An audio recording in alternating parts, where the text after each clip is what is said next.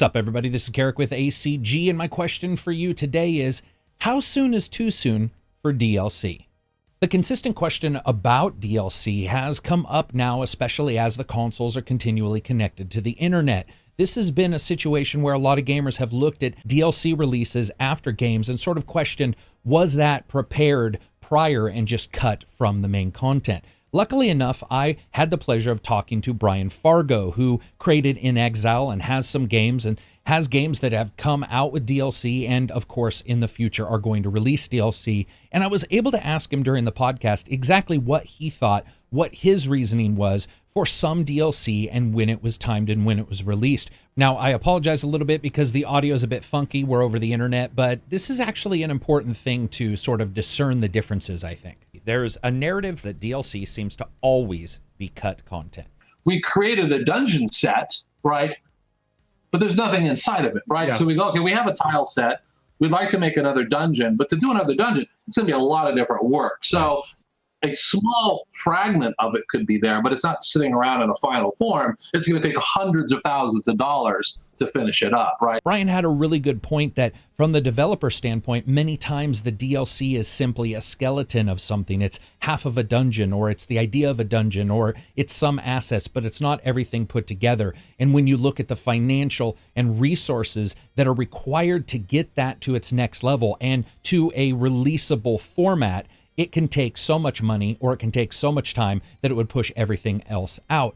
This is interesting because today we're looking at Spider-Man. Now, Spider-Man's Black Cat DLC was announced and really ended up becoming fairly contentious with a lot of people. In fact, so much so that there was a great number of people who actually thought it was saying that it was being released right now and that it was already out, and they couldn't believe the timing on that. And there was a lot of backlash about the timing for that DLC. And the question does remain, and it certainly is a good one.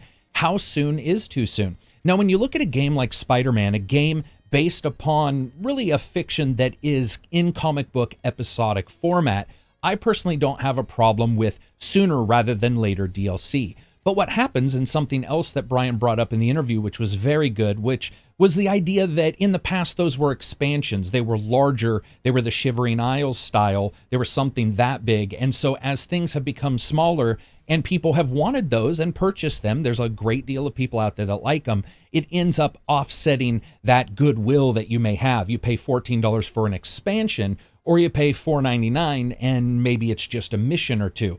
The idea that those missions were clipped from that main game ends up becoming a far more prevalent idea. My question to you is, when is too soon? When does it matter? When is the time when it's allowable for a company to release DLC and make you feel like it's not directly connected or cut out just to end up getting a little bit more money? What do you expect from that DLC? What kind of DLC causes you to feel like it's elevated above the normal limit and you look at it and say, yeah, that's definitely worth its price? What kind of things are missing to make you look at it and say, you know what, I have a problem with this DLC and its release format?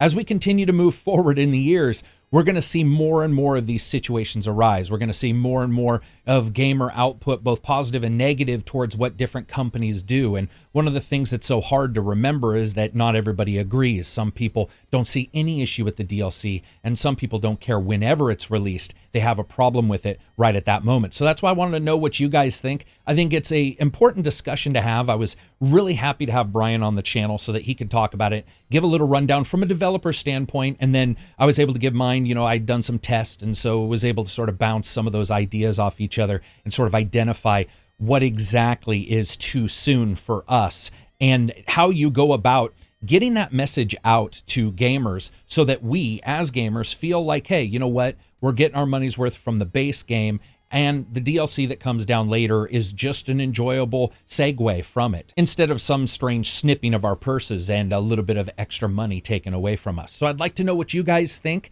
Go ahead and leave a comment what you think about DLC, what's acceptable, what's not acceptable to you. And as always, if you like the video, give it a thumbs up. If you dislike it, give it a thumbs down. Maybe subscribe. That's it for me. Peace out and enjoy the rest of your week.